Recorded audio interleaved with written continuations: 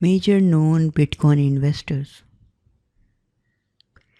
Tim Draper is known to be one of the largest Bitcoin holders in the world after winning an auction of 30,000 Bitcoins. Tim Draper's son, Adam Draper, opened and incubated a fund 100 Bitcoin businesses.